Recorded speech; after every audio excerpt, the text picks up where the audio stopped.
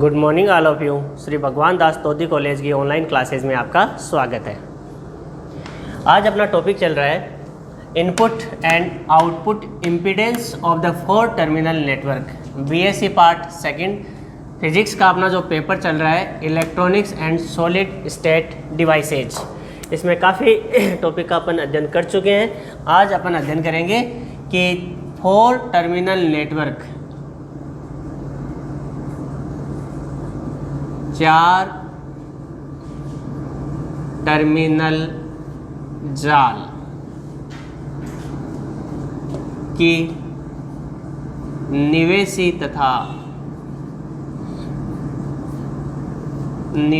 तथा निर्गम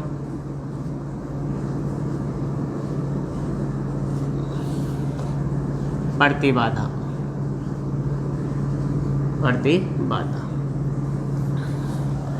4 terminal network की अपन बात कर रहे हैं। तो देखो, सबसे पहले अपन 4 टर्मिनल नेटवर्क के बारे में देखते हैं।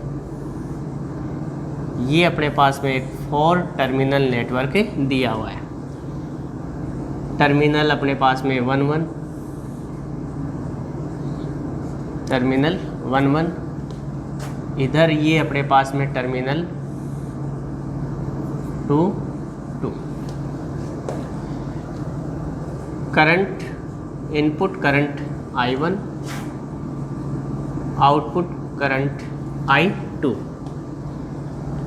यहाँ पर जो वोल्टेज दे रखा है वो अपने पास में है वोल्टेज V1 और यहाँ पर जो वोल्टेज दे रखा है वो वोल्टेज V2। तो इनपुट वोल्टेज कितना हो गया V1 और आउटपुट वोल्टेज कितना हो गया V2। आउटपुट करंट कितनी होगी अपने पास में I2 और इनपुट करंट कितनी है अपने पास में I1। यहाँ पर जो अपने पास में प्रतिबाधा दे रखी है वो है ZI, जिसको अपन क्या कहेंगे इनपुट इम्पीडेंस। तो इसे अपन ZI रहेगा अपना इनपुट इम्पीडेंस। ये अपने पास में कॉम्प्लेक्स नेटवर्क है तो इसको अपन नेटवर्क लिख देते हैं। यहाँ पर अपन देख लेते हैं कि जो अपने पास में इनपुट इम्पीडेंस वो क्या रहेगा 1 टर्मिनल के मध्य,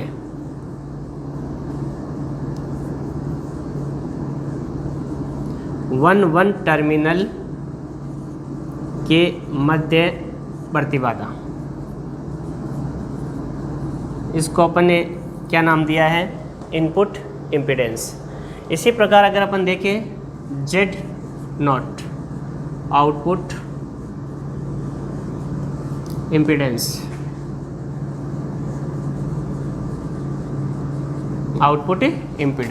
तो आउटपुट जो इम्पीडेंस है अपने पास में निर्गम प्रतिबाधा वो है अपने पास में 2 टर्मिनल के मध्य मापित प्रतिबाधा, 2 टर्मिनल के मध्य मापित प्रतिबाधा। ठीक है, तो ये अपने पास में इम्पीडेंस बिटवीन 2 टर्मिनल हो गया। अब अगर अपन देख लेते हैं कि 2 टर्मिनल के मध्य अपने पास में एक लोड ZL जुड़ा है, तो ये अपने पास में ZL हो गया लोड।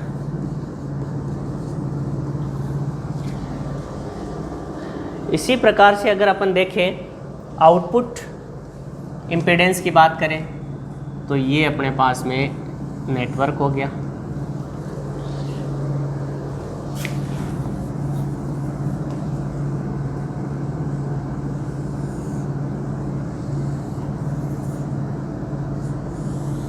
ये नेटवर्क, ये अपने पास में वही 1 terminal 1 input current I1 terminal 2 output current I2 network. Voltage यहाँ पर अपने पास V1 वोल्टेज V1 और 1 टर्मिनल के मध्य ये अपन देख रहे हैं कि स्रोत प्रतिबाधा ZS दे रखी है, सोर्स इम्पीडेंस ZS, और यहाँ पर ये जो टू टर्मिनल है अपने पास में, टर्मिनल 2 ये आउटपुट इम्पीडेंस, और यहाँ पर जो वोल्टेज है वो कितना है अपने पास में V2, और वोल्टेज हो गया टू टर्मिनल के मध्य V2 वोल्टेज हो गया। ठीक है, तो दोनों सर्किट में देखो आप क्या डिफरेंस है। वन टर्मिनल के मध्य मापित प्रतिबाधा क्या रहेगी, इनपुट इम्पीडेंस। टू टर्मिनल के मध्य मापित प्रतिबाधा क्या रहेगी, आउटपुट इम्पीडेंस। यहाँ पर अपने पास में टू टर्मिनल के मध्य एक लोड लगा रखा है ZL। यहाँ पर वन टर्मिनल के मध्य सोर्स जो भी है अपने पास में, उसकी जो प्रतिबाधा है उसको अपन ने किस से रिप्रेजेंट किया है, सोर्स इम्पीडेंस, सोर्स इम्पीडेंस। ठीक है, स्रोत की प्रतिबाधा हो गई अपने पास में ZS। अब अपन क्या करते हैं, इनपुट इम्पीडेंस का मान ज्ञात करते हैं, और इनपुट इम्पीडेंस अपन किसकी फॉर्म में ज्ञात करेंगे, Z पैरामीटर की फॉर्म में ज्ञात करते हैं।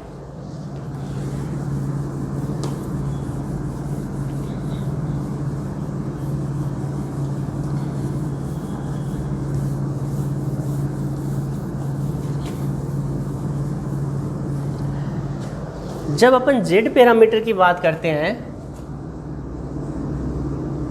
Z पैरामीटर में हमें पता है कि V1 input voltage is function of I1 I2, अर्थात I1 तथा I2 इसमें क्या रहते हैं, स्वतंत्र चर रहते हैं, इंडिपेंडेंट वेरिएबल रहते हैं। V2 is function of I1 I2। इसको अपन ने Z पैरामीटर वाले टॉपिक में डिटेल से अपन ने इसका अध्ययन किया था, और यहाँ पर अपन Z पैरामीटर के रूप में जो समीकरण प्राप्त करते हैं वो होगी अपने पास में V1 is equal to Z11 I1 plus Z12 I2। लगाओ इसे समीकरण नंबर 1। नेक्स्ट V2, और ये जो अपने पास में V2 आएगा वो आ जाएगा Z21 I1 plus Z22 I2, समीकरण नंबर 2। Z11, Z12, Z21 और Z22 ये अपने पास में Z पैरामीटर कहलाते हैं, Z प्राचल कहलाते हैं। फिर से देखते हैं, Z11 is equal to ZI, और ZI क्या बनेगा अपने पास में, Z पैरामीटर की जब हम बात करते हैं तो ये क्या है, निवेशी प्रतिबाधा है। कौन से सर्किट के लिए, खुले सर्किट के लिए, तो ये कहलाता है अपने पास में input impedance of, input impedance of open circuit, open circuit when I2 is equal to 0। तो इसी तरह से अपन क्या कर सकते हैं, Z12 को अपन ने ZR से रिप्रेजेंट किया था, Z21 को अपन ने ZF से रिप्रेजेंट किया था, और Z22 को अपन ने Z0 से रिप्रेजेंट किया था।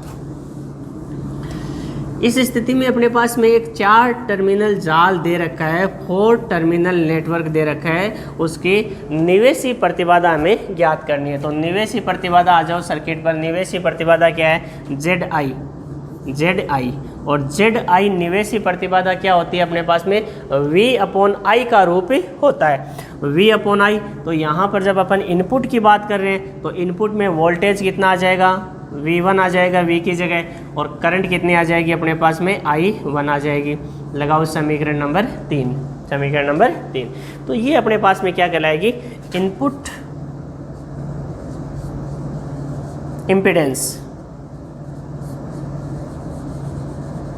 ये इनपुट इम्पीडेंस है। अब अपन क्या करते हैं, समीकरण नंबर जो 3, समीकरण 3 में किसका मान रखते हैं, V1 का मान रखते हैं। कहाँ से, समीकरण नंबर 1 से। लिखो समीकरण 3 में V1 का मान रखने पर,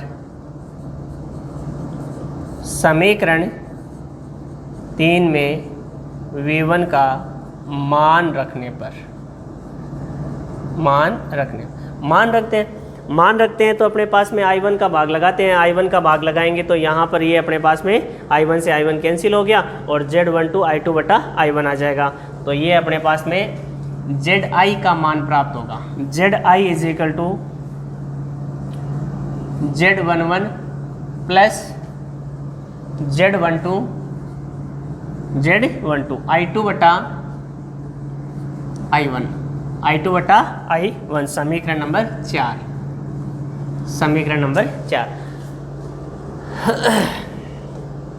अब अपन क्या करते हैं कि जो अपने पास में I2 बटा I1 दे रखा है इसका मान हमें रखना पड़ेगा, तब जाके अपने पास में जो इनपुट इम्पीडेंस है वो किस रूप में आ जाएगी, Z पैरामीटर के रूप में प्राप्ति होगी। तो अपन देखते हैं यहाँ पर देखो लोड कितना लगा हुआ है ZL और वोल्टेज कितना है यहाँ पर V2, तो 2 टर्मिनल या फिर ZL जो अपने पास में लोड दे रखा है उस पर वोल्टेज कितना V2, करंट कितना है I2। तो यहाँ से अगर अपन देखें कि भाई ZL इज इक्वल टू क्या होगा, तो ZL इज इक्वल टू अपने पास में आ गया V2 अपॉन I2,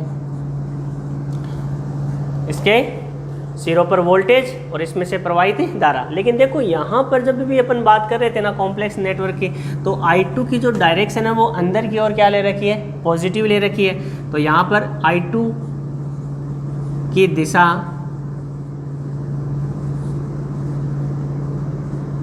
अंदर की ओर धनात्मक है, अंदर की ओर धनात्मक। देखो अंदर की ओर धनात्मक है, इसका मतलब इधर से जो करंट है वो इसकी क्या हो जाएगी, अपोजिट हो जाएगी। तो यहाँ पर अपन देख रहे हैं इसमें से प्रवाहित धारा ZL से प्रवाहित धारा कितनी है I2, लेकिन उसकी डायरेक्शन क्या है, अंदर की ओर पॉजिटिव है, तो इधर क्या हो जाएगी, नेगेटिव हो जाएगी। तो यहाँ से जो इक्वेशन नंबर अपन ने लिखी है ना उसको अपन क्या लिखेंगे कि minus ZL is equal to V2 upon I2, समीकरण नंबर 5। माइनस का जो चिन्ह है वो क्यों आया, क्योंकि I2 की दिशा आप नोट लगा के लिख सकते हो कि ऋणात्मक चिन्ह I2 की दिशा अंदर की ओर धनात्मक मानी गई है, इसलिए ऋणात्मक चिन्ह का प्रयोग अपन ने किया है। तो समीकरण नंबर जो 5 है वो हो गई अपने पास में माइनस ZL, समीकरण नंबर 5। नेक्स्ट देखो समीकरण नंबर 5 V2 बटा I2 है और ये अपने पास में समीकरण नंबर 2 है V2। तो समीकरण नंबर 5 में किसका मान रखेंगे, V2 का मान रखेंगे। लिखो समीकरण 5 में V2 का मान रखने पर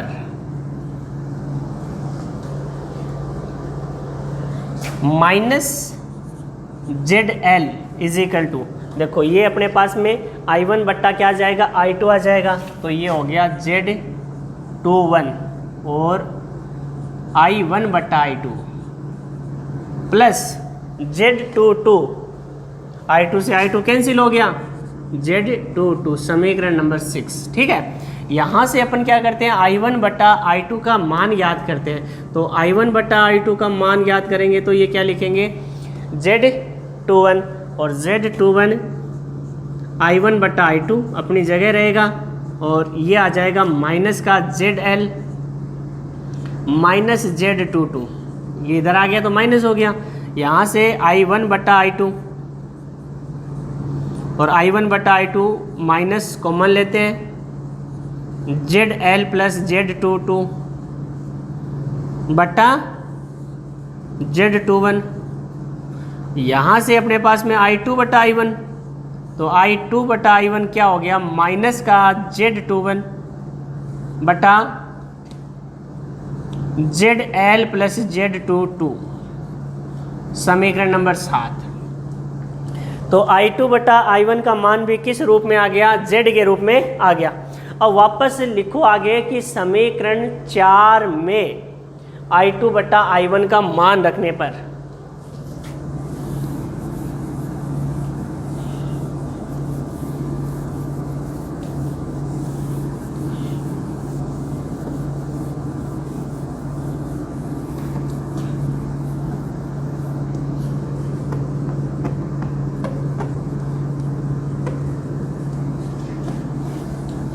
समीकरण 4 में I2 बटा I1 का मान रखने पर, समीकरण 4 में I2 बटा I1 का मान रखने पर,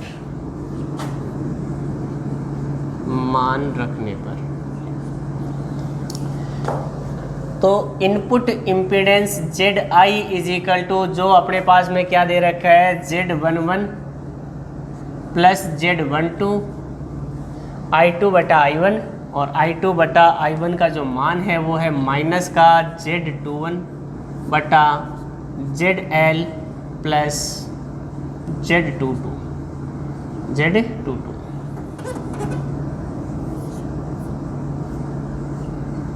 समीकरण नंबर अपने पास में 8। Next ZI is equal to हो गया Z11 माइनस Z12 Z21 बटा ZL plus Z22।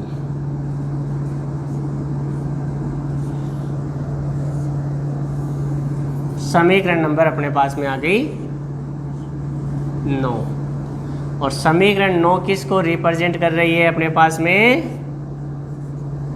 Input impedance. तो 4 टर्मिनल नेटवर्क की निवेशी प्रतिबाधा ZI is equal to Z11 minus Z12 Z21 बटा ZL प्लस Z22, जहाँ पर ZL क्या है अपने पास में 2 टर्मिनल के मध्य लोड दिया हुआ है। इसी प्रकार अपन क्या ज्ञात कर सकते हैं, आउटपुट इम्पीडेंस ज्ञात कर सकते हैं, और वो आउटपुट इम्पीडेंस कितना हो जाएगा अपने पास में Z0 हो जाएगा। नेक्स्ट अगले लेक्चर में। Thank you.